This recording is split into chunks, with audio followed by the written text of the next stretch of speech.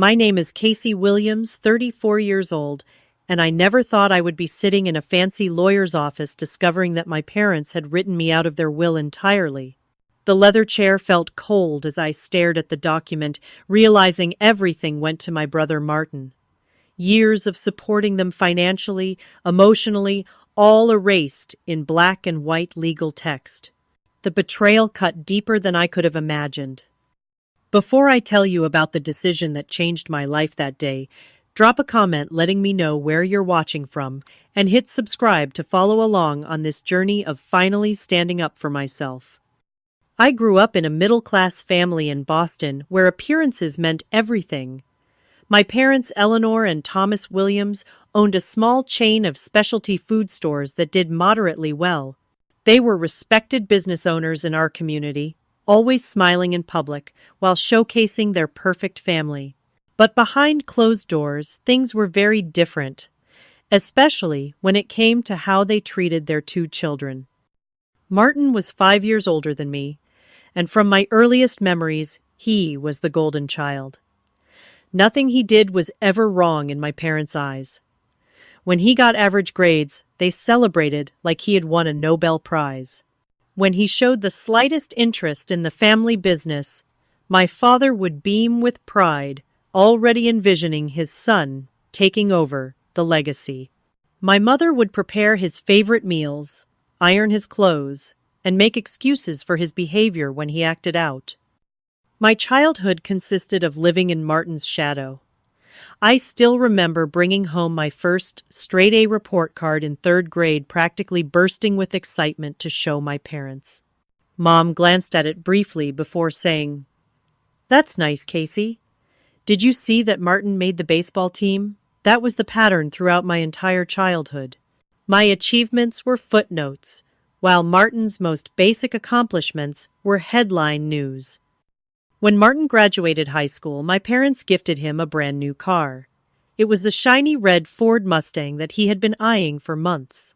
I remembered thinking that when my graduation came, I would finally get something similar. 4 years later, when I graduated at the top of my class, I received a card with a $50 gift certificate to a bookstore.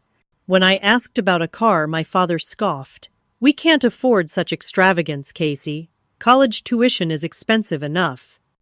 Speaking of college, Martin received full financial support from our parents. They paid for his tuition, housing meal plan, textbooks, and even gave him a generous monthly allowance. When he partied more than he studied, and nearly flunked out his 2nd year, they hired expensive tutors to help him through. Meanwhile, I started working at 16, saving every penny I could for my education. I worked weekends at a local cafe, then evenings at the library, balancing multiple jobs while maintaining my grades. During my college application process, I applied for every scholarship I could find, knowing I would need to fund most of my education myself. When I brought up the disparity in how they supported Martin versus me, my mother simply said, "Martin needs more help than you do. You've always been so independent and resourceful." My relationship with Martin himself was complicated. As children, there was always an unspoken competition that he always seemed to win effortlessly. As we grew older, his attitude toward me became increasingly condescending. He would critique my clothes, my career choices, my relationships, always with the air of someone who knew better. "Banking, Casey, really? That's so boring and conventional," he would say, despite the fact that he had bounced between 3 different college majors before settling on business administration, which he never actually used. There were countless times when Martin took advantage of my good nature, like when he borrowed my car for what was supposed to be a weekend and returned it 3 weeks later with an empty tank and mysterious dents. Or when he asked to stay in my apartment just for a few days after a breakup, which turned into 2 months of him eating my food and never contributing a dime toward utilities or groceries. Despite all this, I continued to work hard to earn my parents' approval. I graduated summa cum laude with a degree in finance. secured an excellent position at a respected asset management firm, and began climbing the corporate ladder. I hoped that financial success might finally earn me the recognition I craved from my family. I bought thoughtful gifts for holidays, called regularly, and made appearances at family gatherings despite the subtle put-downs that inevitably occurred. I even tried to connect with Martin on an adult level, thinking perhaps our childhood dynamics could evolve into a more mature relationship. I invited him to professional networking events, offered career advice when he was between jobs, and genuinely tried to celebrate his successes when they occurred. But the pattern remained unchanged. In my parents' eyes, Martin could do no wrong, and I could never quite do right. During one Thanksgiving dinner, after I had just been promoted to senior analyst, I excitedly shared my news. My father nodded distractedly before turning to Martin and asking about his latest hobby, which at that time was brewing beer in his garage. The conversation quickly shifted to how Martin might turn this hobby into a business, with my parents enthusiastically offering startup capital that they had never considered investing in any of my endeavors. That evening, as I drove back to my apartment, I realized I was still chasing after approval I might never receive. Yet something in me couldn't give up on my family. Despite the hurt, despite the unfairness, they were still my parents, and Martin was still my brother. Families were complicated, I told myself. No relationship was perfect. So I continued trying, hoping that someday things would change, that someday they would see me. Little did I know that this dynamic would continue well into my adult years, leading to the devastating revelation in that lawyer's office years later. The patterns established in childhood would prove remarkably resistant to change, and the inequity I had experienced would only deepen with time. After graduating with my finance degree, I quickly established myself in the financial sector. Starting as an analyst at Hamilton Asset Management, I worked tirelessly to prove my worth. Nights, weekends, holidays, you name it, I was there putting in the extra hours that set me apart from my peers. My dedication paid off when I was promoted to senior analyst within 3 years, a trajectory that typically took others 5 or more years to achieve. By the time I turned 29, I had moved up to portfolio manager, overseeing millions of dollars in client assets.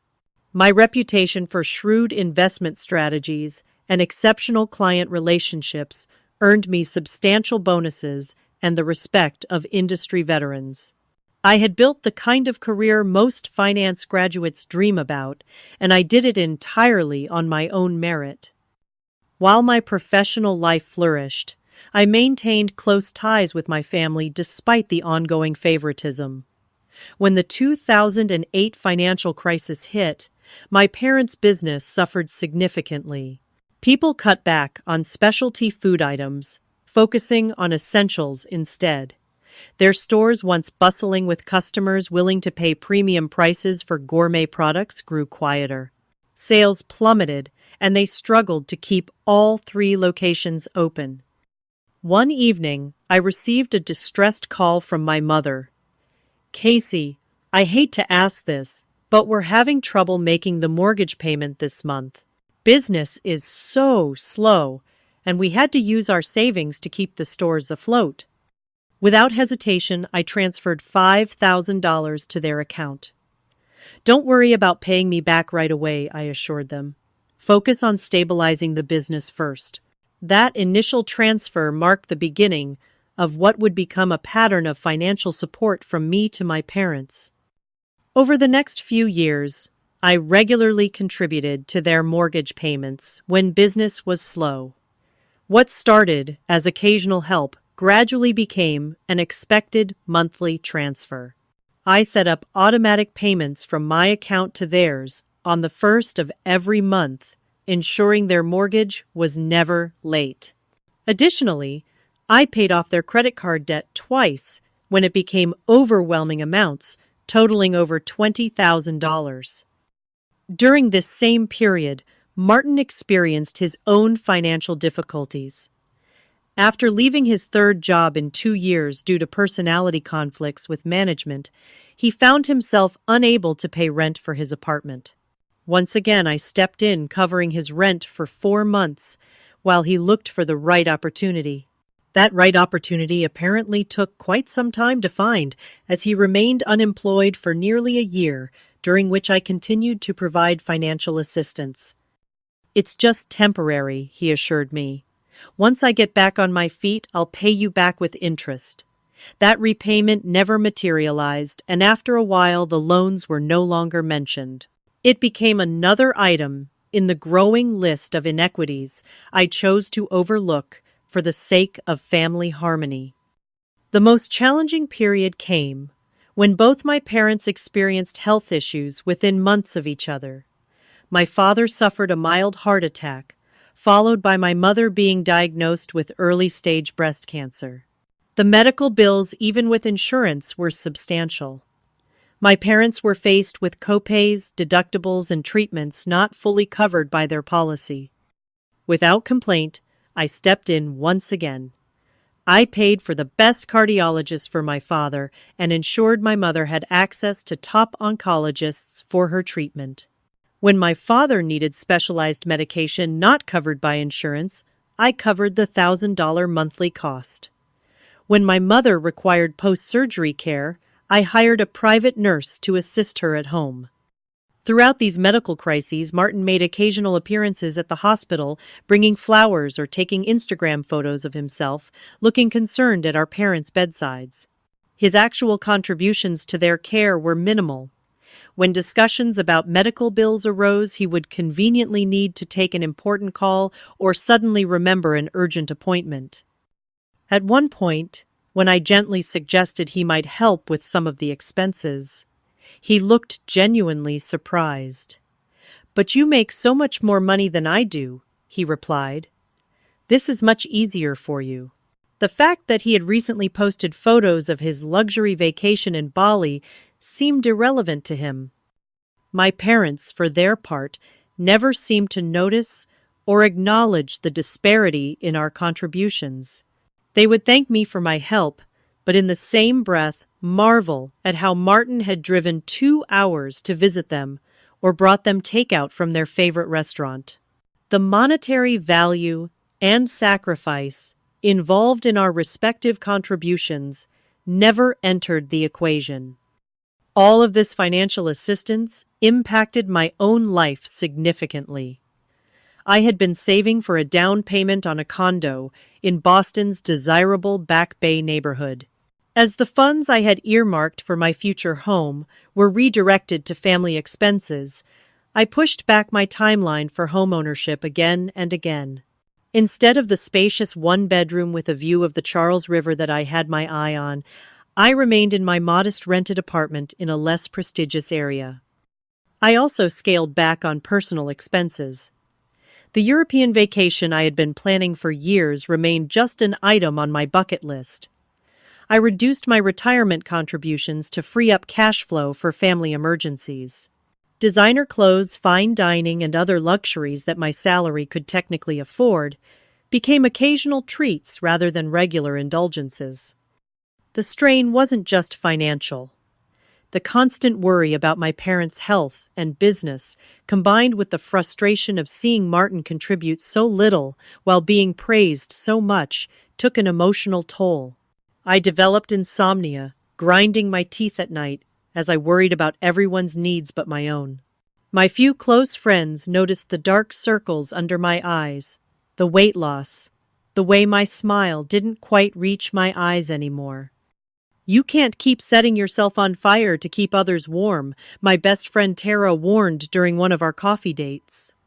"Your family is taking advantage of your generosity, and it's not sustainable."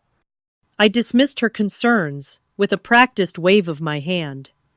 "They're family," I said, as if that single word explained and justified everything. They'd do the same for me if I needed it. Looking back now, I wonder if I truly believed that, or if I was simply trying to convince myself.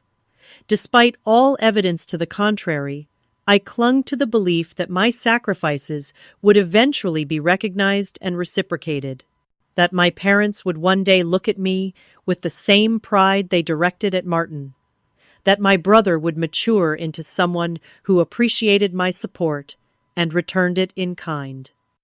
It would take the shocking revelation in the lawyer's office to finally shatter these illusions and force me to confront the painful truth about my family dynamics. It was a crisp autumn morning when I received the call that would ultimately change everything. I was at my desk reviewing quarterly investment reports when my phone buzzed with an unknown local number. Normally, I might have let it go to voicemail, but something compelled me to answer. "Is this Casey Williams?" The voice was professional, measured. "Yes, this is she," I replied already, shifting mental gears from work mode to whatever this call might require. "Good morning, Miss Williams. This is Jeffrey Blackwell from Blackwell Schneider and Associates. I'm your parents' attorney. They've recently updated their will and estate plans, and there are some matters I'd like to discuss with you in person, if possible." A flutter of unease passed through me. Is everything okay? Are my parents all right? "Yes, they're fine," he assured me. "This is just standard procedure after significant changes to estate planning documents. Would you be available to come to our office this week?" I scheduled an appointment for the following afternoon, rearranging several client meetings to make it work. Throughout the rest of the day and into the next morning, curiosity and anxiety battled within me. Why had my parents updated their will without mentioning it? Why would their lawyer want to speak with me directly? Had they finally decided to include me in the family business in some official capacity?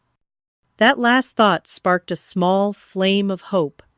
Perhaps after all these years of proving myself in the financial world, they had recognized that I could bring valuable expertise to their business. Maybe they were finally seeing me. The law offices of Blackwell Schneider and Associates occupied the 15th floor of a glass and steel building in downtown Boston. The reception area featured leather seating, abstract art, and fresh flower arrangements that likely cost more than what many people spent on groceries in a week. It screamed old money and discretion, exactly the type of firm my parents would select to handle their affairs. After checking in with the receptionist, I waited only a few minutes before a tall man in his 50s approached, hand extended. "Miss Williams, I'm Jeffrey Blackwell. Thank you for coming in on such short notice." He led me down a hallway to a conference room rather than a personal office, which struck me as unusual but not alarming. The room had a large mahogany table surrounded by 8 chairs, though only 2 place settings were arranged with water glasses, legal pads, and pens. The downtown skyline served as a backdrop through floor-to-ceiling windows. "Please have a seat," Mr. Blackwell gestured to one of the prepared spots. As I settled into the chair, I noticed a thick folder on the table in front of him. My parents' name was visible on the label. After offering me water, which I declined, Mr. Blackwell cleared his throat. "Miss Williams, I asked you here today because your parents recently made substantial changes to their estate plans. As their attorney, I felt it was important that all parties understand the current arrangements." Something in his tone made my stomach tighten. What kind of changes are we talking about? He opened the folder, removing several documents before continuing. "Your parents have decided to leave their entire estate to your brother Martin Williams. This includes their primary residence, all business assets related to Williams Fine Foods, their investment accounts, and personal property." The words hit me like physical blows, each one landing with stunning force. I sat there momentarily unable to speak or even think clearly. "I don't understand," I finally managed. "There must be some mistake." Mr. Blackwell's expression held something that looked uncomfortably like pity. "I'm afraid there's no mistake, Miss Williams.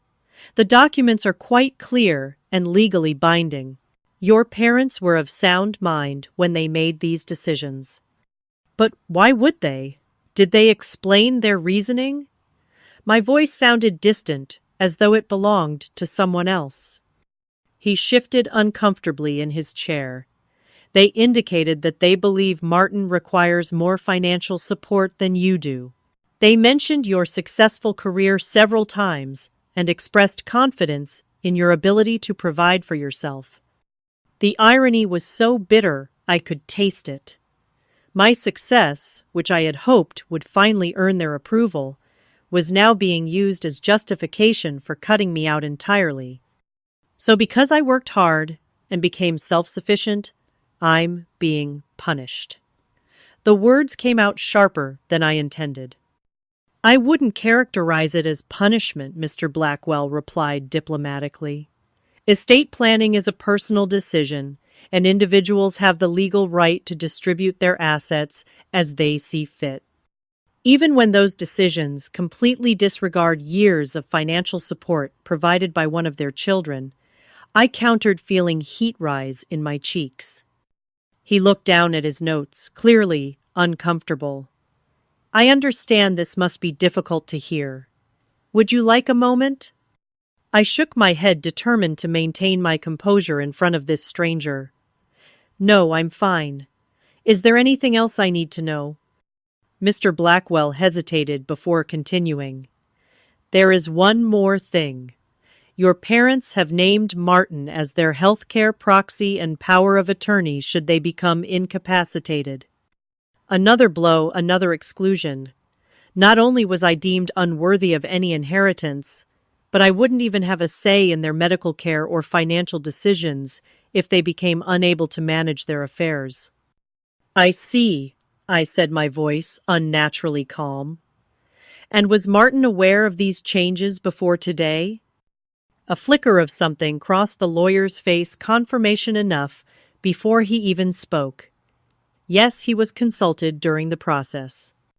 So Martin had known all along, had probably encouraged it even. And no one had thought to mention any of this to me until after the documents were signed and filed. Is there anything else, Mr. Blackwell? I asked, gathering my purse and preparing to stand. Just this, he said, sliding a business card across the table. If you have any questions about the legal aspects of the situation, please don't hesitate to contact me. I took the card automatically, though I knew I would never call. What would be the point? The decisions had been made, the documents signed. My exclusion was complete and apparently irreversible. As I rode the elevator down to the lobby, I felt strangely numb. The initial shock was giving way to a cold, clear realization that I had been deluding myself for years. All my efforts, all my support, all my desperate attempts to win my parents' approval had amounted to nothing. In the end, I was still the less valued child, still unworthy of even the smallest consideration. Stepping out onto the busy sidewalk, I pulled out my phone and saw 3 missed calls from Martin. News traveled fast, apparently. I ignored them, sliding the phone back into my pocket as I began the walk back to my office. I needed time to process what had happened, to figure out what it meant for my relationship with my family moving forward. But one thing was becoming increasingly clear. With each step, something fundamental had changed inside me that day, and there would be no going back to the way things were before. After leaving the lawyer's office, I wandered the streets of Boston for hours, barely noticing where I was going. My phone continued to buzz with calls and messages from Martin, but I couldn't bring myself to respond. Not yet. I needed to understand what had happened to make sense